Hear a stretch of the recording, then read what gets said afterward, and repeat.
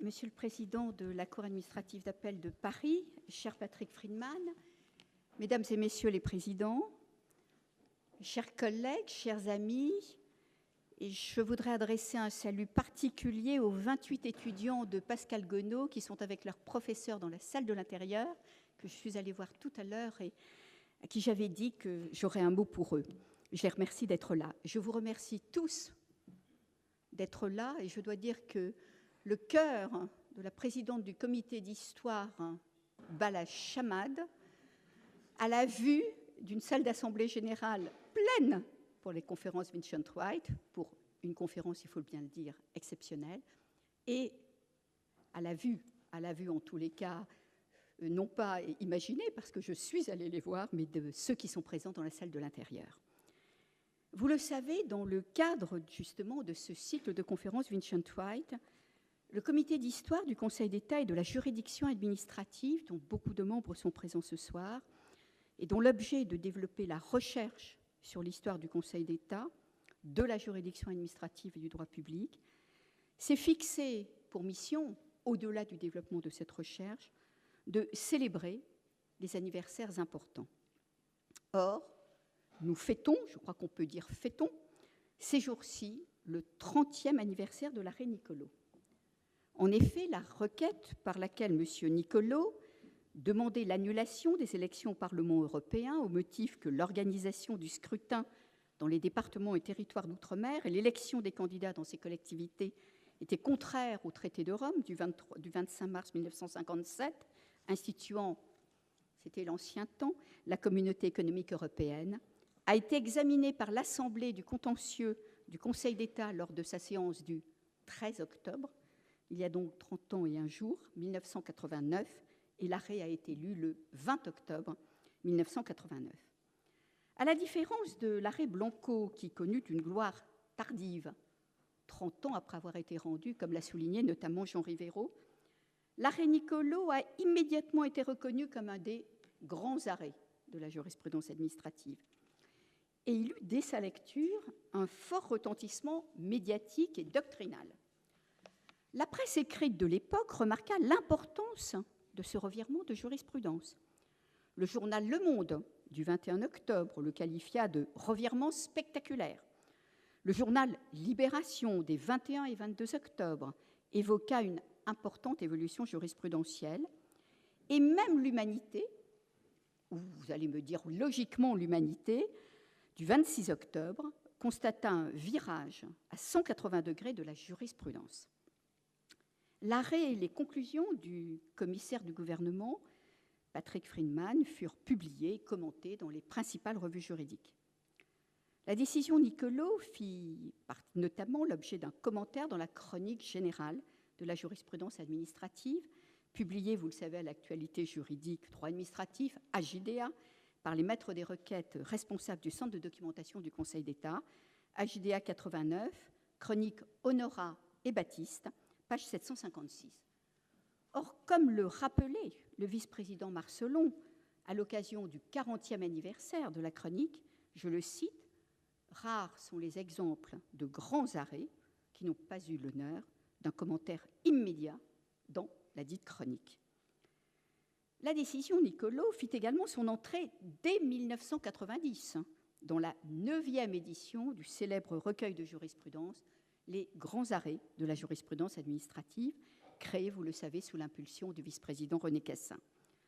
L'arrêt figure toujours dans la 22e édition, page 598, pour ceux qui lisent encore sur support papier.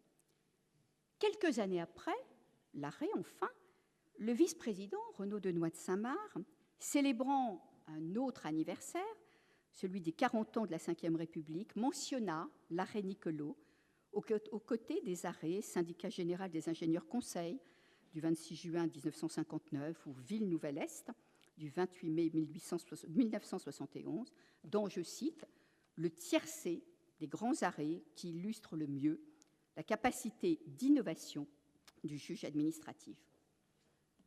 J'ai souvent rêvé de savoir comment se sont fabriqués les grands arrêts, fondateurs de la jurisprudence administrative, et de pouvoir interroger, par exemple, les commissaires du gouvernement David et Romieux sur les arrêts Blanco, Prince Napoléon ou Société immobilière Saint-Just.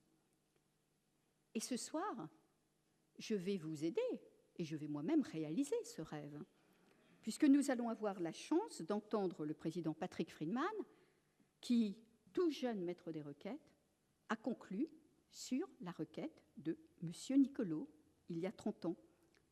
Il pourra ainsi nous faire le récit de l'intérieur, des tenants et des aboutissants de cette évolution jurisprudentielle majeure, tout en respectant évidemment le secret du délibéré.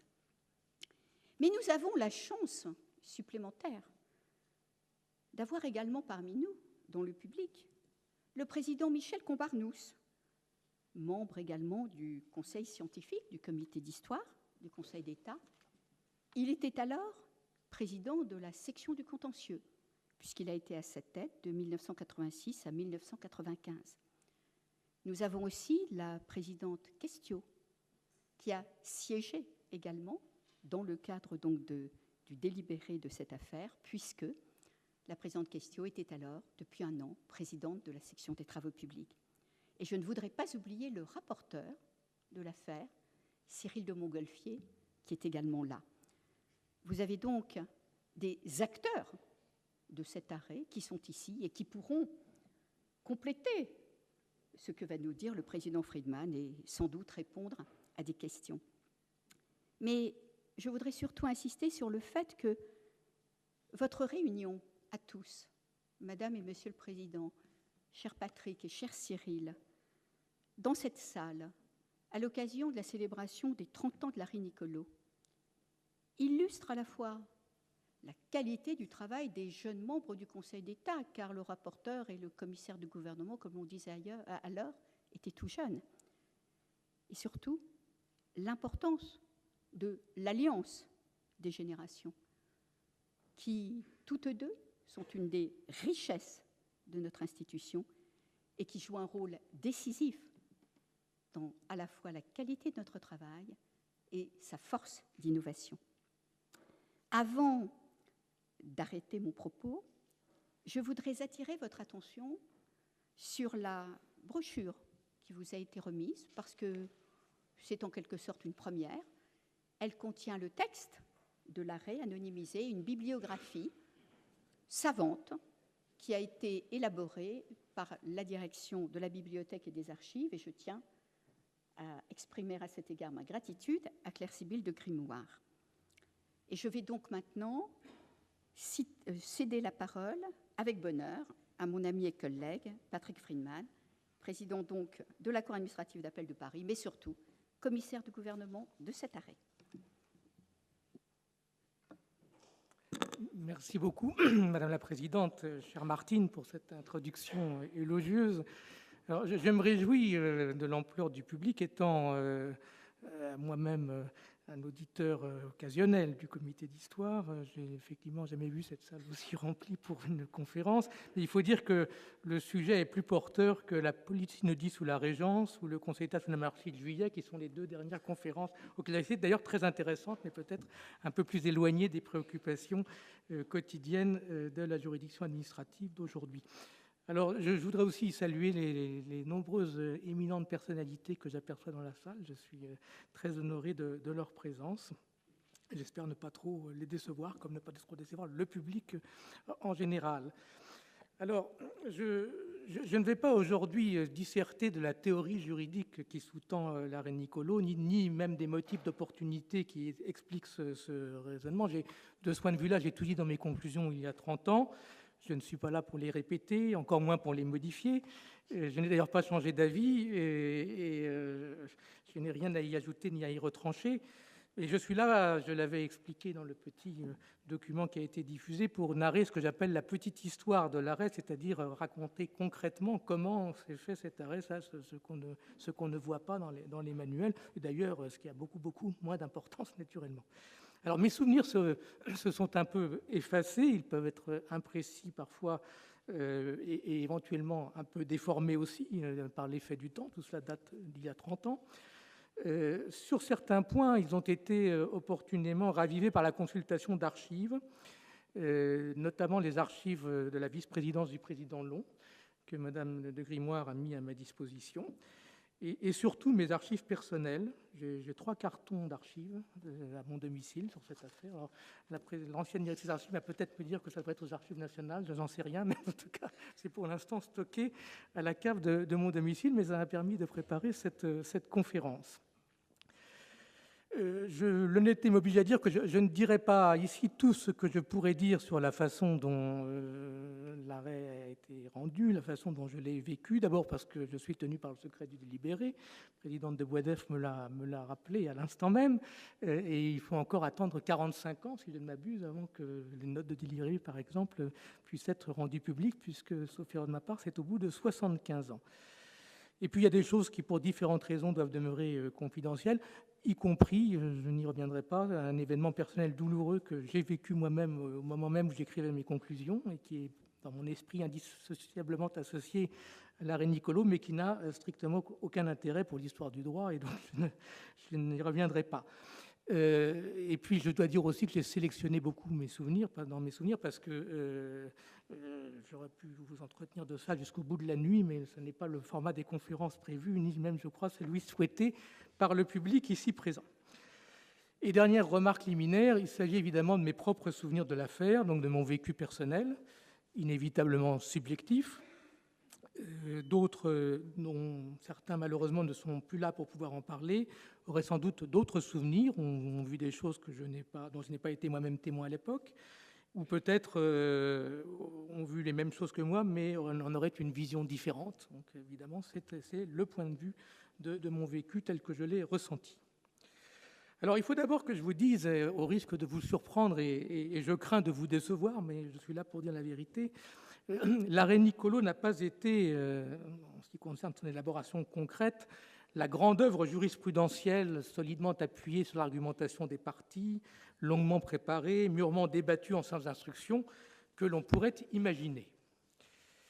Il y a bien sûr eu en amont, et ça va relativiser tout ce que je vais dire ensuite, il y a eu toutes les réflexions préalables sur la question juridique fondamentale, la suprématie des traités et du droit européen sur les lois, qui avait donné lieu à d'innombrables contributions intellectuelles et qui, bien sûr, avait préparé ce revirement de jurisprudence.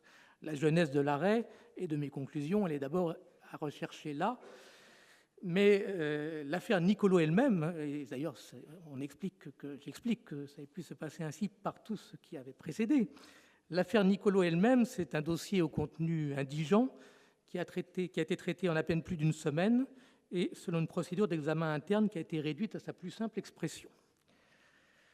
Un dossier au contenu indigent. Alors malheureusement, il n'a pas été possible de le consulter et de le reconsulter comme je l'aurais souhaité, parce qu'au bout de 30 ans, je ne me souviens plus exactement des termes qui étaient utilisés. J'aurais même voulu vous le montrer physiquement, mais il se trouve que ce dossier est aux Archives nationales dans le dépôt de Fontainebleau, et ce dépôt étant en instance de transfert pour le dépôt de Pierrefitte, je ne sais pas pour combien de temps, toutes les communications ont été interrompues et il n'a pas été possible d'obtenir ce dossier. Je sais que Mme de Grimoire a même dit que le vice-président serait sûrement sensible à ce qu'on nous donne, etc. Mais rien n'a eu à faire. Nous n'avons pas obtenu ce dossier et je vais donc pouvoir vous le montrer comme j'avais imaginé. Mais alors ce dossier, parce que je m'en souviens quand même, était absolument squelettique. La requête faisait environ 1 page. Elle était écrite par le requérant lui-même, sans avocat. Je vois parfois le président de l'ordre et d'autres anciens présidents à ses côtés, sans avocat. Ça aurait été différent autrement. Il faut bien dire que c'était une requête qui était à peine compréhensible. Il fallait d'abord un effort de déchiffrage et il fallait ensuite un effort de requalification de l'argumentation pour lui faire dire ce qu'on lui dit dans l'arrêt, mais qui correspond quand même au sens général de la requête, je le souligne, qui est donc cette contrariété entre la loi de 1977 relative aux élections à l'Assemblée européenne, Parlement européen maintenant, et le traité de Rome, en ce qu'on considérait que les élections européennes devaient avoir lieu également dans les départements et territoires d'outre-mer qui ne font pas partie de l'Europe au sens géographique du terme en tout cas. Voilà pour ce qui est de cette requête. Alors, à l'évidence, M. Niccolò n'avait pas conscience, en l'écrivant, qu'il attacherait son nom à un grand arrêt de la justice administrative. Je crois vraiment qu'il ne pouvait pas l'imaginer. Les écritures du gouvernement étaient à peine plus développées. Elles ne se plaçaient pas du tout dans la perspective d'un éventuel revirement de jurisprudence. Elles étaient très brèves. Et elles étaient d'ailleurs en partie consacrées à une conclusion tendant à ce que le juge prononce une amende pour recours abusif à l'encontre de M. Niccolò. Conclusion au demeurant irrecevable selon la jurisprudence, puisque c'est un pouvoir propre du juge et les parties ne sont pas recevables à demander au juge d'en user. De mémoire, l'épaisseur du dossier ne devait pas dépasser 5 mm, cote cartonnée comprise. Voilà le dossier de l'affaire Niccolò. Alors, un dossier traité en à peine plus d'une semaine. Alors, je ne compte pas le délai de lecture, qui d'ailleurs avait été réduit lui-même à une semaine, et qui évidemment a prolongé, mais à partir du délibéré, tous les gens dans la salle qui savent comment les choses se passent, il ne s'est évidemment plus rien passé, et tout était réglé le 13 octobre. Alors, les événements se sont déroulés de la façon suivante. Alors, lors d'une séance d'instruction qui était consacrée à toute autre chose, alors nous étions, je pense, malheureusement, je n'ai pas réussi à être certain de cette date, je pense que nous étions le mercredi 4 octobre, il est possible que ce soit le lundi 2 octobre. Là aussi, j'ai cherché dans les archives ce qu'il en était, mais malheureusement, le calendrier des séances de l'époque n'a pas été conservé. Il y a un trou dans les archives du Conseil d'État pour la période 88 à 94, à cause, me dit-on, du passage à la dématérialisation, et donc on ne peut plus retrouver la date exacte. Je crois que c'était le 4, si c'était le 2, ça ne changerait pas grand-chose, sauf que j'ai eu 2 jours de plus pour préparer quand même. Donc nous sommes donc le 4 octobre a priori. Le président Vught, donc, qui était le président de la 10e sous-section, on dirait aujourd'hui la 10e chambre, est arrivé avec une pile de dossiers à cette séance donc consacrée à toute autre chose. Et cette pile de dossiers était, nous a-t-il expliqué, les affaires concernant le contentieux des élections européennes du 18 juin 1989. Et il nous a exposé qu'à la demande du président Long, il avait recherché si une de ces affaires, parce qu'on était susceptible de poser cette question, ne poserait pas la question du contrôle de conformité des lois aux traités internationaux, ce qui pourrait donner l'occasion de réexaminer, c'est le terme qu'a utilisé le président Vught, la jurisprudence traditionnelle du Conseil d'État en la matière. Et il en avait identifié une, nous disait-il, donc c'est le président Vught qui l'a trouvée, la requête d'un certain M. Niccolò. Alors, je revois encore très bien cette scène qui se passait en la salle qu'on appelait à l'époque la salle du casino, c'était pas son nom officiel, maintenant c'est la salle Audan, qui était le lieu habituel des séances d'instruction de la 10e sous-section. Et évidemment, dès que le président Vught a prononcé ces mots, je dois dire que j'ai subi une poussée d'adrénaline immédiate. Le jeune rapporteur public bouillonnant que j'étais à l'époque a tout de suite senti, évidemment, qu'il s'agissait de l'affaire du siècle et que j'allais vivre un des grands moments de ma vie professionnelle. Et me sont revenus à l'esprit tout de suite les cours que j'avais eus à Sciences Po, notamment le président Stirn, qui était mon maître de conférence. Je me souvenais comment il expliquait avec beaucoup de brio à quel point le Conseil d'État avait raison, naturellement, dans toute sa théorie sur le plan juridique. Mais je me souvenais aussi des commentaires critiques de nombreux auteurs et du fait que cette jurisprudence, qu'on appelle la jurisprudence des semoules, était considérée comme un des grands points noirs du droit administratif français, par la doctrine, pas par le Conseil d'État. Alors, il y avait quand même un problème dans cette pile de dossiers, c'est que précisément, il y avait beaucoup d'autres requêtes, de protestations, comme on dit en matière électorale, qui concernaient ces élections européennes. À l'époque, il faut savoir que le contentieux des élections européennes devait obligatoirement être jugé par l'Assemblée du contentieux. C'était une aberration qui conduisait, par exemple, à donner acte des désistements en Assemblée du contentieux.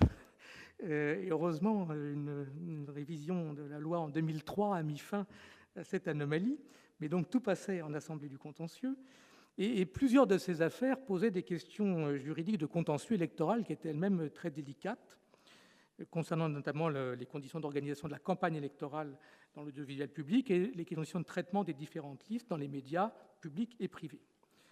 Or, et c'est là que les choses se sont gâtées, c'est que le président Vught nous a dit « Le président Long souhaite que le Conseil d'État statue rapidement sur ces élections, puisque dataient du mois de juin, et que donc il souhaitait qu'elle soit examinée, ces requêtes, si possible, à l'Assemblée du contentieux la plus prochaine, qui était le 13 octobre, c'est-à-dire 9 jours plus tard, ou 11 jours, si je me trompe de date pour la séance d'instruction, pour la séance que j'évoquais. Mais donc c'était un délai évidemment très contraint que je me suis cependant engagé sur le moment à tenir. évidemment. Heureusement, le lendemain matin, ma collègue Anne-Marie Leroy, qui était l'autre commissaire de gouvernement de la 10e sous-section, est venue me voir en me disant que, je cite, « je ne pourrais pas m'en sortir » et qu'il fallait que je puisse me consacrer à ma grande affaire. Et elle m'a très gentiment fait la proposition de prendre les autres affaires que l'affaire Nicolo. Et après quelques hésitations, parce que je le vivais un peu comme une dépossession, j'ai accepté cette offre avec beaucoup de gratitude et j'ai bien fait. Et donc je n'ai gardé que l'affaire Nicolo elle-même. L'affaire Roujanski, qui était une autre affaire également insignifiante s'agissant du dossier lui-même, qui posait la question, et c'est pour ça que je voulais conclure en même temps sur les deux, qui posait la question, elle, du contrôle de constitutionnalité des lois. Et je trouvais bien en tactique de montrer à l'Assemblée du contentieux que les audaces que je proposais ne conduiraient pas à abattre la théorie de la loi écran dans son ensemble, et que restait, bien entendu, l'absence de contrôle de constitutionnalité par le juge administratif. Il y a ensuite, bien entendu, la QPC, etc. Et puis j'avais gardé également l'affaire Sidbon, parce que j'avais commencé à y travailler dès la veille au soir, après que j'ai eu les dossiers, et puis qu'elle posait une question intéressante et assez émoustillante, qui était la contestation de l'éligibilité du président Giscard d'Estaing à l'Assemblée des communautés européennes, à l'époque, Parlement européen, du fait de sa qualité de membre de droit du Conseil constitutionnel. Je trouvais la question intéressante, amusante un peu aussi, tout en me doutant que le Conseil d'État n'annulerait certainement pas cette opportunité, cette élection. Enfin, j'avais voulu la garder. Voilà. Mais tout le reste, c'est Anne-Marie Leroy qui l'a gardé, et c'était quand même un très très gros travail, et je m'en suis encore aujourd'hui profondément reconnaissant. Alors j'avais dans mon souvenir une séance de sous-section jugeant seul, on dirait du chambre jugeant seul, dans le courant de la semaine, que nous avions hésité à supprimer, puis finalement on avait maintenu. J'avais quelques conclusions à terminer, et finalement je me suis mis à la préparation des conclusions sur l'arrêt Nicolo le vendredi 6 octobre, donc en début d'après-midi, c'est-à-dire très exactement une semaine avant l'Assemblée du contentieux, qui était le 13 octobre à 14h. C'était un défi en termes de calendrier, et je veux dire que c'est aussi pour cela que l'arrêt est resté dans ma mémoire, c'est que j'ai quand même rarement dû travailler sur une affaire aussi importante dans des délais aussi contraints.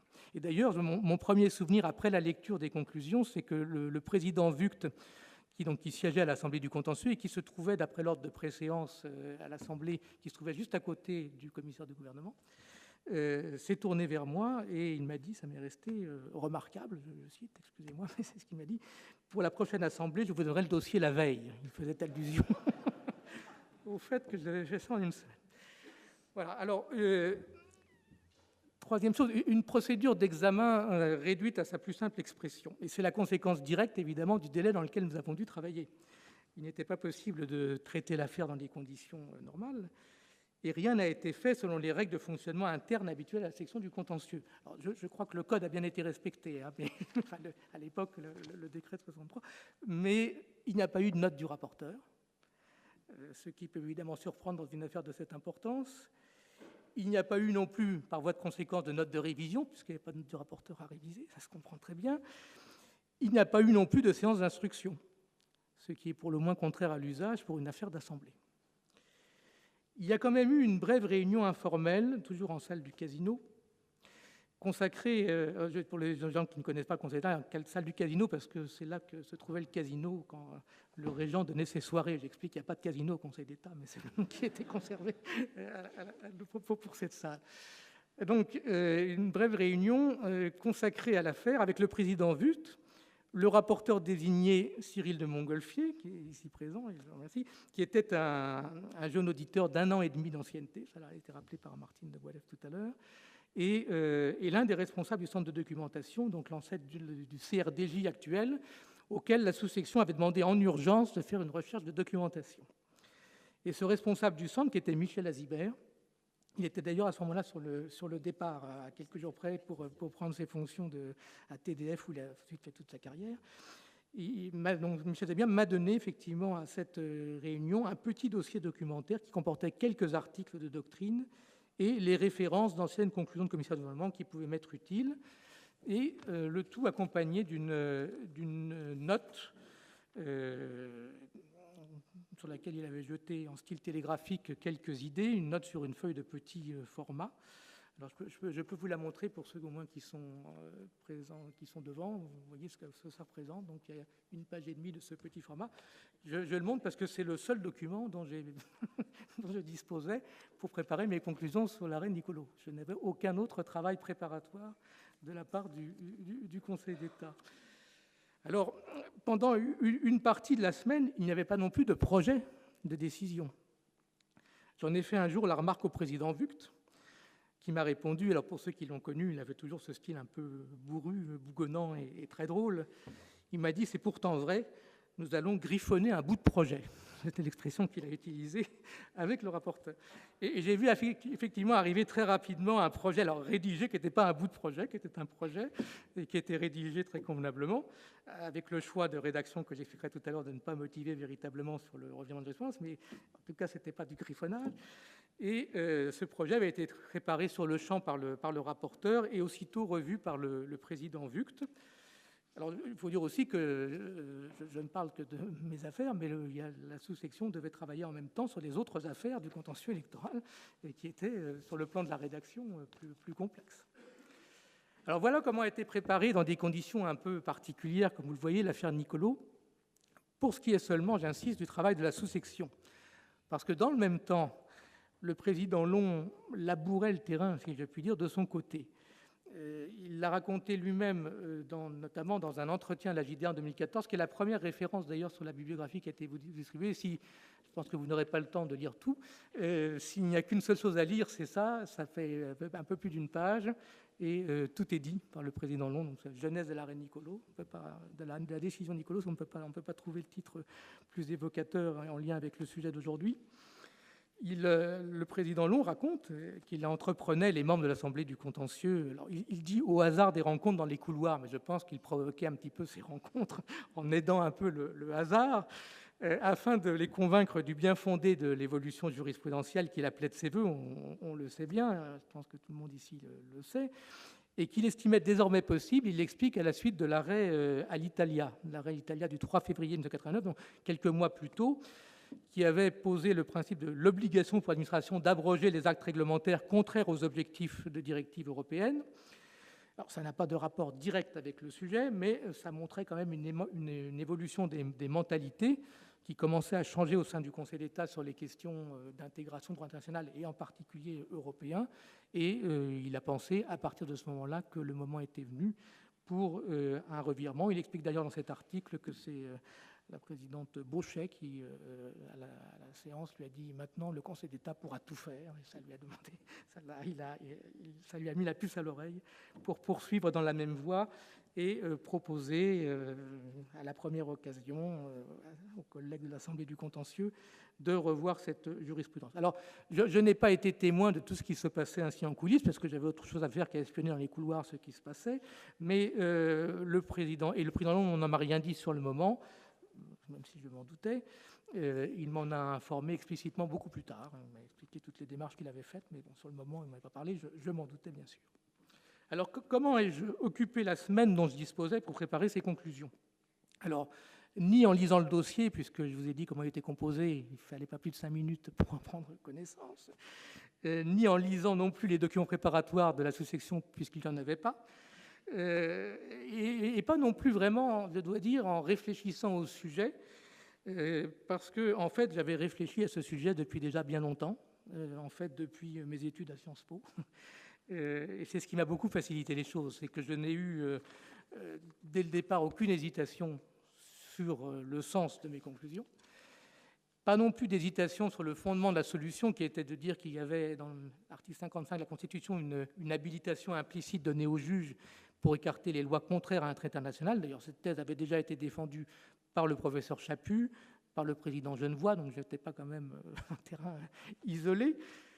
Et la difficulté pour moi n'était pas du tout dans la réflexion finalement, mais elle était dans la rédaction des conclusions pour arriver à présenter les choses de façon habile sur le plan, suffisamment habile sur le plan technique pour que l'Assemblée du contentieux ne se rebiffe pas et soit conduite en douceur à se déjuger, à se rallier à la nouvelle solution, ce qui était quand même pas très facile parce que la jurisprudence des SMUL avait été rendue en section, mais elle avait été confirmée à plusieurs reprises, y compris en Assemblée du contentieux.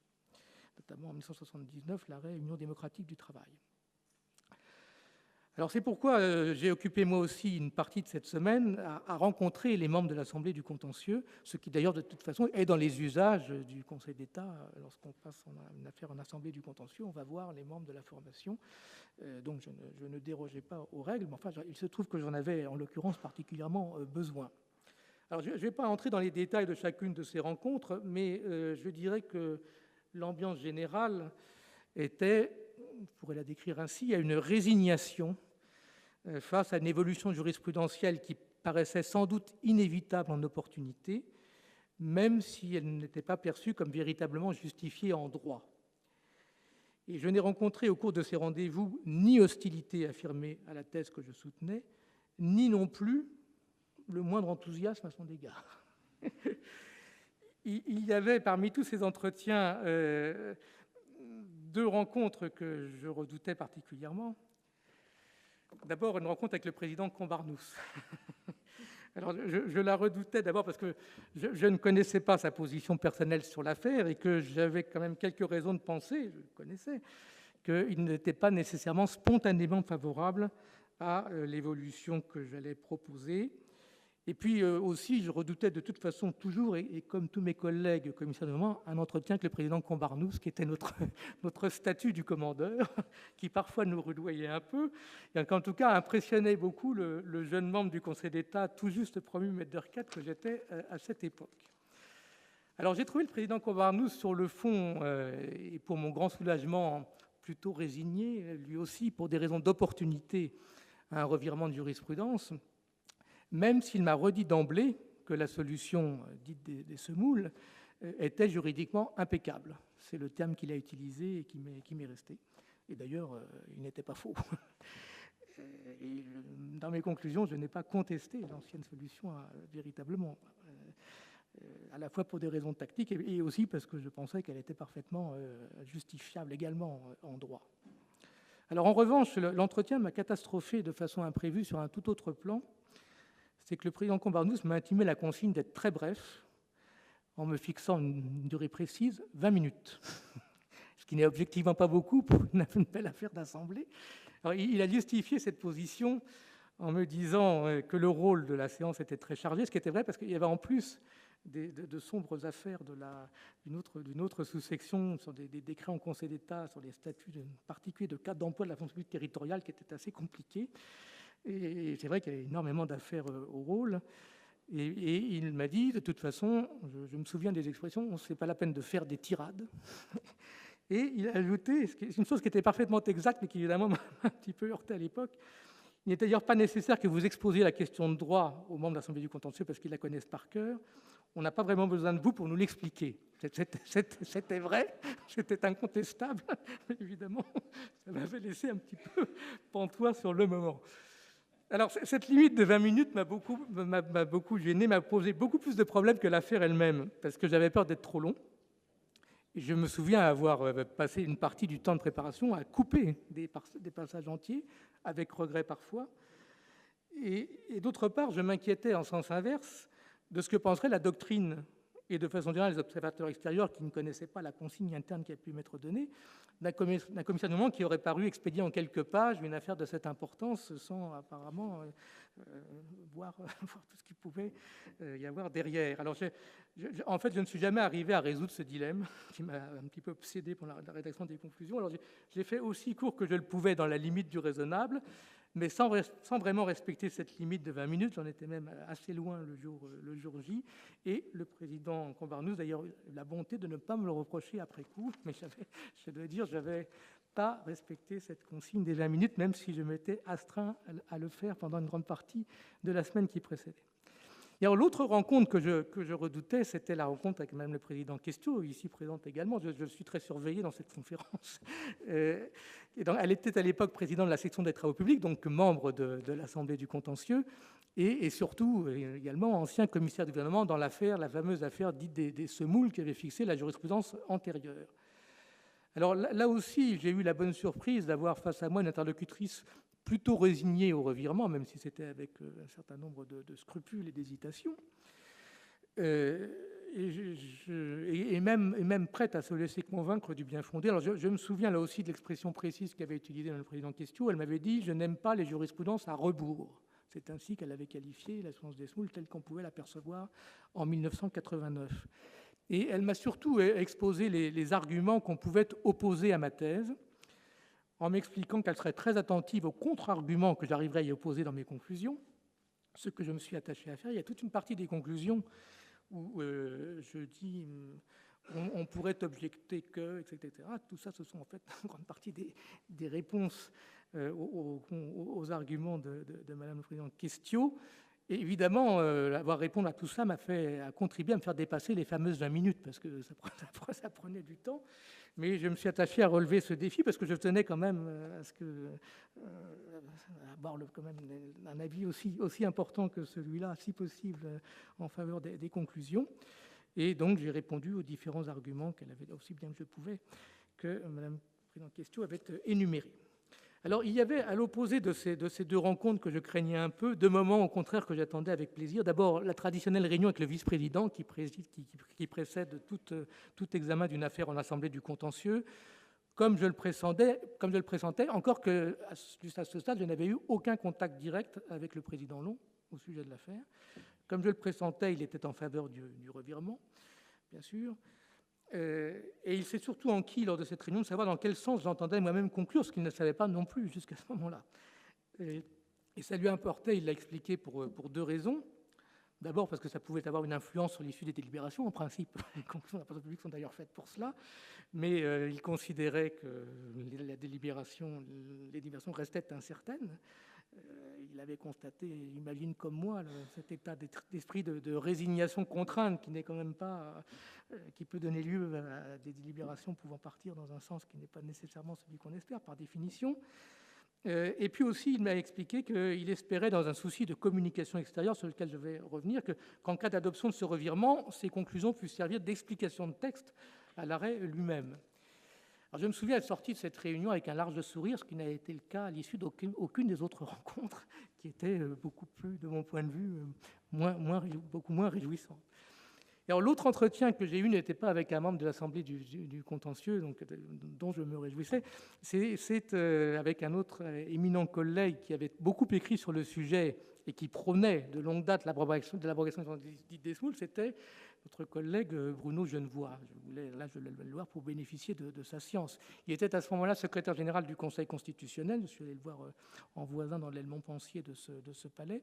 Et je dois dire que cet entretien a été un grand moment que je regrette de n'avoir pas pu filmer. Parce qu'après avoir commencé à me parler du sujet avec beaucoup de conviction, il me disait tout le bien qu'il pensait du fait que j'étais dans le même sens que lui, il s'est mis en fait à improviser les conclusions qu'il aurait aimé prononcer sur l'affaire, allant même, dans mon souvenir, jusqu'à se lever à un moment de son bureau. Alors, je ne sais pas si c'était pour mieux réfléchir ou pour se mettre en situation de commissaire du gouvernement, mais et alors, en ponctuant, ça m'est resté en ponctuant régulièrement son propos de « messieurs ». Messieurs, vous êtes toujours considérés que, messieurs, vous devrez désormais juger que, messieurs. Et je me suis dit à ce moment qu'il méconnaissait gravement le fait qu'il y avait déjà à cette époque des femmes à l'Assemblée du contentieux. C'est ce que je me suis dit en l'écoutant. Il y avait la présidente Questiaux, la présidente Grévis qui était dans la section sociale. Mais enfin, c'était toujours pour lui, c'était messieurs. Et alors, j'ai essayé d'interrompre ce monologue passionné en glissant, je crois, à 2 ou 3 reprises, des phrases du type « Tu sais, Bruno, les conclusions, je les écrirai moi-même, je sais le faire, mais ça n'a eu aucun effet. » Et il a poursuivi le fil de sa pensée. Ceci étant, je dois dire qu'entendre les conclusions de président Genevoix sur l'affaire était quand même très utile pour le vrai commissaire de gouvernement de l'affaire. À l'époque, c'était commissaire de gouvernement. Et je pense avoir grappillé par-ci, par-là quelques formules que j'avais entendues de sa bouche, même si j'ai quand même tenu à faire mes propres conclusions, évidemment. Alors j'ajoute que le président Genevoix m'a demandé, après, c'était vraiment son affaire quelque part, il avait du mal à s'en délester dans son esprit, c'était son affaire. Il m'a demandé après la séance de lui communiquer mes conclusions pour me faire ses commentaires avant leur publication. Alors j'ai accepté en craignant quand même le pire, mais les conclusions m'ont été retournées avec seulement des annotations d'ordre purement typographique, ce qui m'a fait plaisir, et d'ailleurs l'annotation qui était, je dois dire, parfaitement justifiée. Alors, la suite des événements est sans doute mieux connue parce qu'elle devient en partie publique. Ça a été bien sûr la séance d'assemblée du vendredi 13 octobre. Alors un vendredi 13, mais enfin je n'ai jamais été superstitieux, je n'étais pas non plus ce jour-là. Je n'ai pas grand-chose à en dire de plus que la teneur des conclusions elles-mêmes, si ce n'est quand même qu'à la pause, j'ai reçu des félicitations chaleureuses du vice-président et beaucoup d'autres présidents qui participaient à la séance, dont d'ailleurs celle de certaines grandes figures de l'Assemblée du contentieux de l'époque, dont les penchants naturels me laissaient pourtant penser qu'ils ne seraient pas nécessairement en faveur de cette thèse. Et j'avoue que j'y étais très sensible.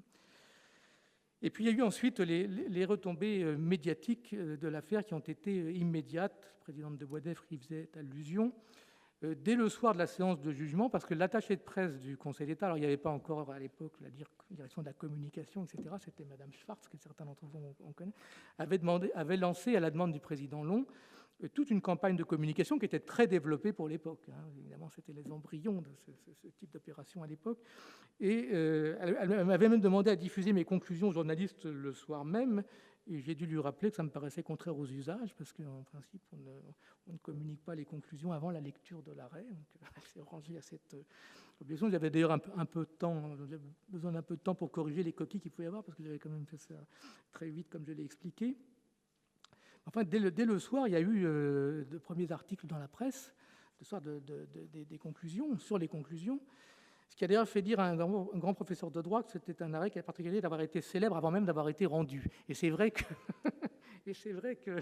il y avait des articles avant. Et puis alors certains auteurs, comme le président Genevoix encore, avaient manifestement rédigé leurs commentaires un peu à l'avance, parce que dès le 14 octobre au matin, ils avaient publié des articles très développés sur l'arrêt, ce qui paraissait quand même un peu bizarre. Mais bon.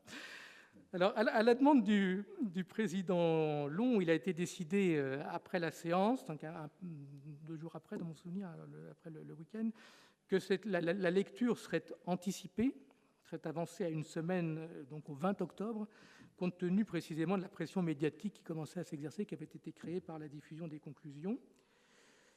Et l'arrêt, donc après la lecture, a été systématiquement diffusé. La présidente de Boisdeffre faisait allusion avec mes conclusions à chaque fois, qui est très substantiellement évoquée dans toute la presse écrite, avec d'ailleurs la une de certains grands quotidiens comme Le Monde.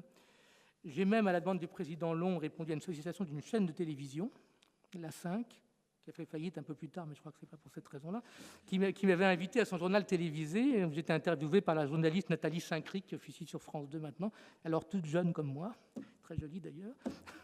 Et de façon générale, la tonalité dans la... Donc elle m'a posé des questions d'ailleurs très pertinentes, enfin, une journaliste sérieuse. De façon générale, la tonalité des réactions dans la presse écrite a été bien sûr très différente selon les tendances politiques, avec des articles très, très critiques. Je crois qu'il y a eu 4 articles dans l'Humanité, et donc un assez neutre qu'a cité tout à l'heure, mais 3 autres qui étaient très critiques sur le fond, parfois même virulents, ce n'était pas le cas de cela. Des articles au contraire favorables, franchement laudatifs pour certains, et bien sûr un certain nombre de comptes rendus plus neutres dans les journaux sans connotation particulière, notamment la presse régionale qui souvent se contente de reprendre la dépêche de l'AFP sur ce type de sujet. La réception par la classe politique a de la même façon été très diverse dans les tendances, ce n'est pas surprenant. Je dirais que simplement que certaines personnalités, à gauche comme à droite, n'ont pas hésité à verser parfois, me semble-t-il, dans certains excès, mais je ne les citerai pas et n'en dirai pas plus.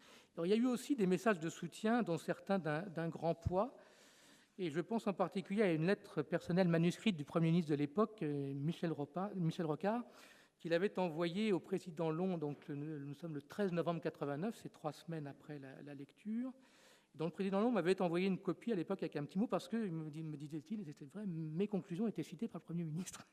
Et donc je me permets, c'est très bref, je vous rassure, de la lire devant vous.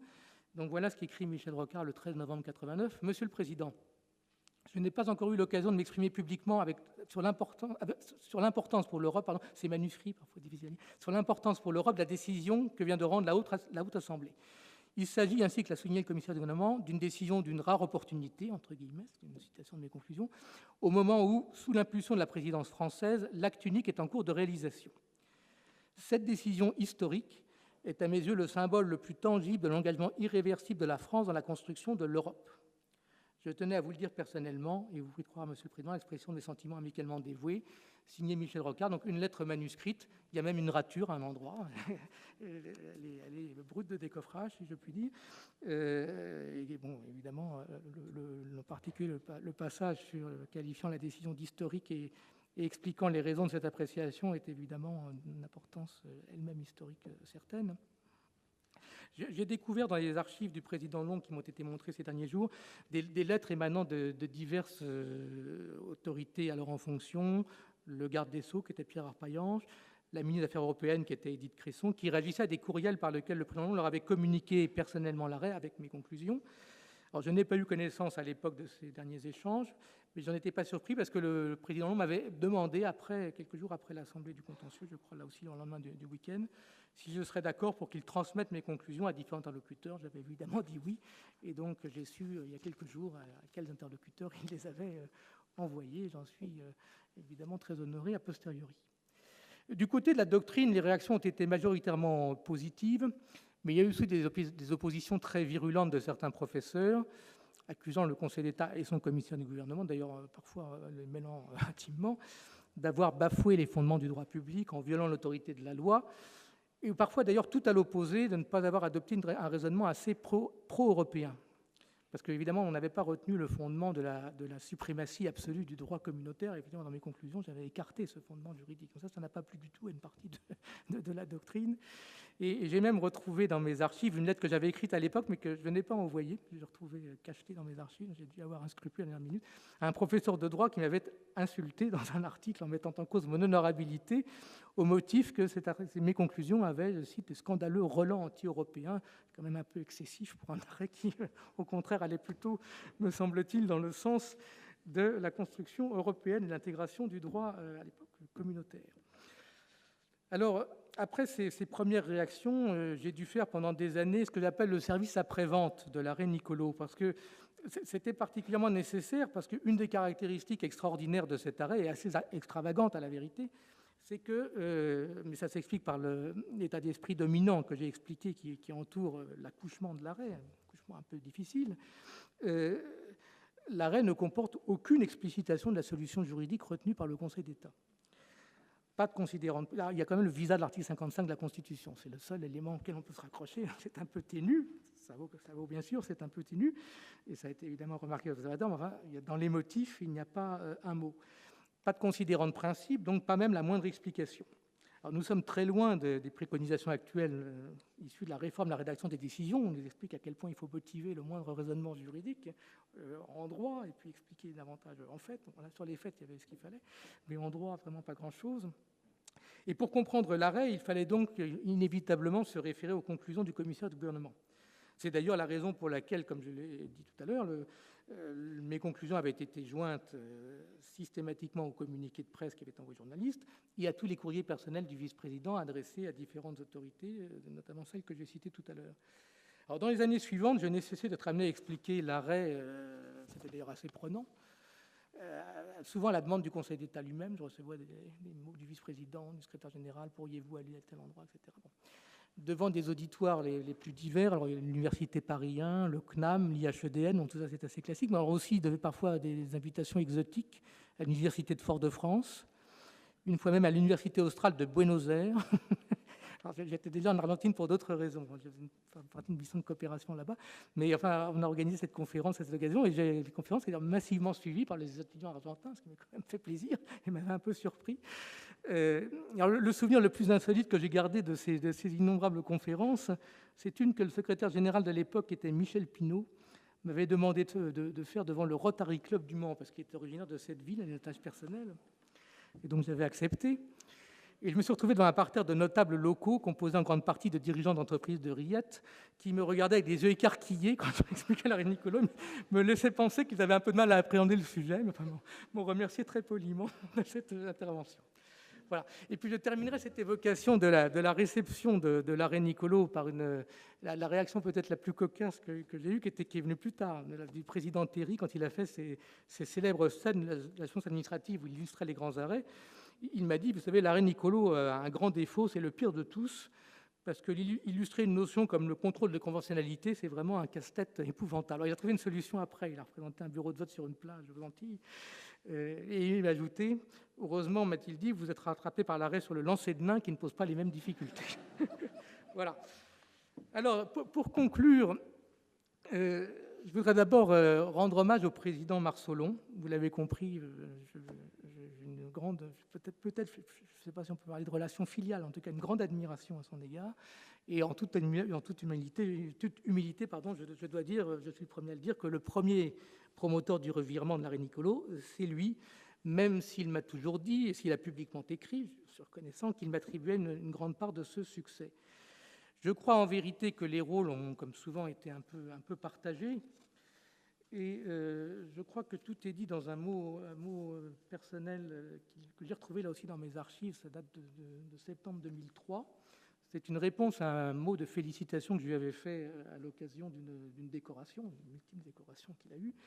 Et je me permets de vous lire, c'est personnel, mais enfin, ça ne fait allusion qu'à des choses professionnelles. Merci de la réponse du président Marsolon. Merci de votre mot, cher ami.